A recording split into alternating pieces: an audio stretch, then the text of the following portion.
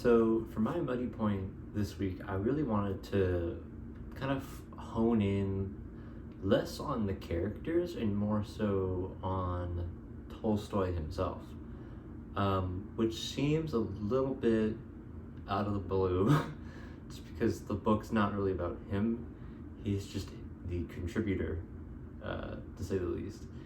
But the reason I want to bring him up is mainly for how he writes, because the way he writes to me, even from the very beginning, has always been very unique to me. I personally am not all too familiar with Tolstoy. I mean, I've read a couple of, little tinier stories compared to Anna Karenina. But granted, that's not saying a lot for an 800-page book. But I'm not totally unfamiliar with him. But that being said, with Anna Karenina, it feels like I'm reading a whole new author.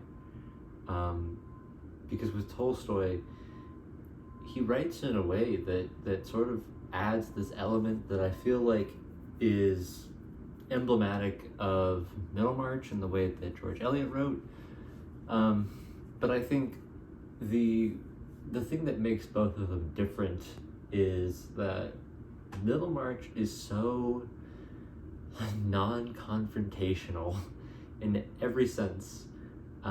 It doesn't try to be something it's not. It really hones in on what it's best at, and what it's really good at is sort of adding a lot of politics to the mix, right? And making each decisive move and an action and thought hold so much more weight to it than it does in Anna Karenina, which isn't a bad thing or a good thing in any sense. It's just that's what makes it more different in my mind. Because with Anna Karenina, it feels so much more direct and confrontational. And maybe that's more of a cultural difference between Western and Eastern literature and culture in general. But it's such a stark contrast to me, and something that I personally am not as familiar with, to say the least. For me, when I read, I always read about, stories that have a lot of restraint to them, right? About any actions that are taken are done so methodically and are seen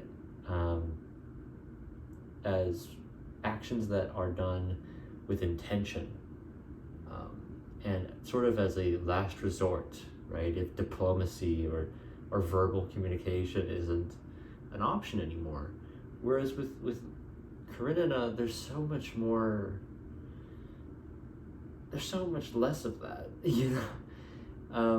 I think a great example of that would be, how Alexei, finally kind of confronts this looming, extramarital affair that Anna has with Vronsky. Because I think at first, he kind of looks at the whole thing that he does with his job, and he tries to sort of apply his line of reasoning for work with his personal life, which, a little side note, I don't feel like that's helpful or healthy in any sense. I think that's incredibly dangerous and irresponsible and, just downright foolish. But that's besides the point. But he tries to play this so much more methodically, like you would in Middlemarch, right? But I think he starts to realize that it's so much more encompassing and all-consuming than I think he would have previously liked to have thought it would have been. And as a result, I think he decides that he's going to sort of like metaphorically fight fire with fire to a certain degree. And the way that he's direct with everything is by taking away the one thing Anna loves um, more than the whole world is her son, right? Um, which we really don't hear all that much about, which is sort of interesting to read, just because you would think that would be more of a point of interest for the relationship that they all have, but it's seemingly rarely brought up, which is an interesting choice from Tolstoy, whether that was intentional or not. Um, but like sort of this blank threat of I'm going to take custody of him if this doesn't stop and whatnot is so not like Middlemarch. And it was really, I don't know if I would say it was refreshing. I mean, it was a little bit sad to read about, but it's so different and new to me, and something that I kind of came to appreciate as I read through it all. And as a result, we see all these interactions take place, both internally and externally between characters or themselves, and how they sort of combat and respond to all of these really like in your face sort of actions. And I don't know, I thought it was a really interesting dynamic to focus on, because it's been present throughout the whole book, in my opinion. And I don't know if I can name of many authors who have written in a direct style that Tolstoy has, and yet still sort of draw out this very emotional response from the reader. I like to call it the sort of the human element, which I use kind of loosely, and I really wish I didn't, but maybe that's to the degree of how successful Professor Maddox is at finding books that have those very elements. But I don't know, there's that sort of like that sense in the writing style where it adds a sort of dynamic that you can't really describe through words, you know what I mean, where as you read you don't just feel empathy for the characters, or you have a sort of relatability towards a particular scene or scenario or whatnot,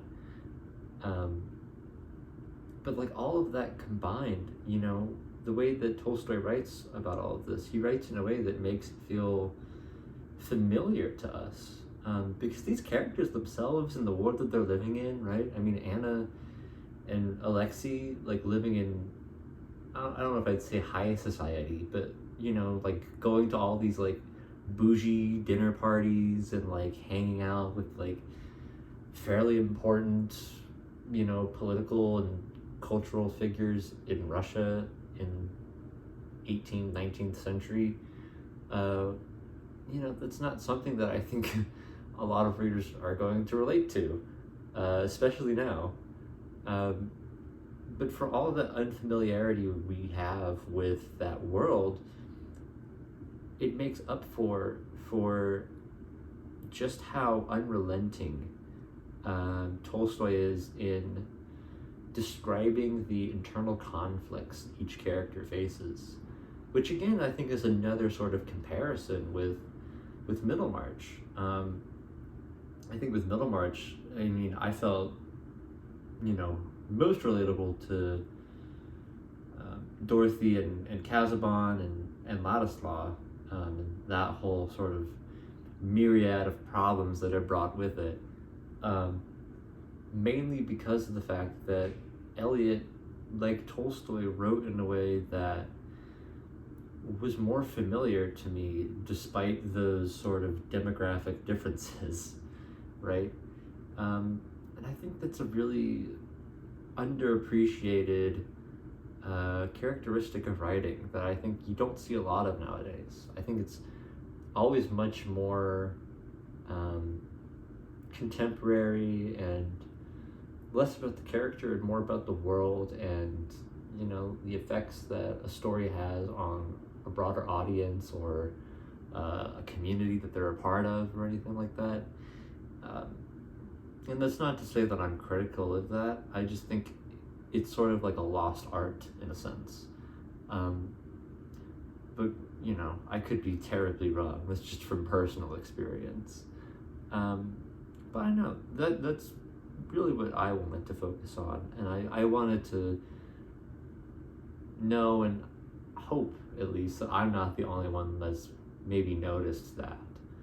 Um, Along with my, you know, sort of 2 cents, to say the least, I think where we're at in the story is a very critical turning point, right? I mean, we're sort of at like the eye of the storm, as some say, where we really see all of these characters as worlds sort of like flip upside down, right? Where you know, we see Levin and Anna in completely different worlds than where they were at the beginning of the book. You know, and everybody else, I think, you know, is also just gone through so much change so quickly. I mean, granted, it's been, you know, 5 books in at this point. But irregardless, it feels so quick and abrupt, to see all of these, you know, at least it feels like completely different characters, than the ones that we were introduced to. And so I'm curious where Tolstoy's going to take us next, now that Nikolai is dead and, you know, Levin sort of fulfills his greatest desire of marrying Kitty, and that turning out to, for the most part, be a pretty great result. I mean, I think they both, you know, have a lot of mutual affection and love for each other, and it's clear that it's not really superficial in any way, that I think Anna and Vronsky's affair can sometimes show signs of. But I don't know. I mean, I also am curious to see how Anna is going to deal with everything in her way right now. Because I know she's going to die by the end of the book. Whether that is from some sort of illness or just like the overwhelming amount of anxiety and stress that she probably feels, in a sort of like broken heart sort of scenario. I don't know. And so it makes me more curious to sort of stay with the program and continue reading with, you know, all sorts of questions and, I don't know if I'd say excitement, but certainly curiosity. But yeah, I mean, I'm enjoying the book thus far. And I hope that by the end of it, there's not a completely sobering ending. I mean, I can imagine that when we get to that death scene with Anna, is not going to be a relatively cheery surrounding for everybody in the book, but I hope by the end of it, it's, you know, at least some sort of consolation prize for us as the readers, where there's some sort of at least somewhat redeemable ending, that we can all sort of appreciate and, you know, hold in some sort of regard. But yeah, I'm enjoying the book, and I'm excited to read further.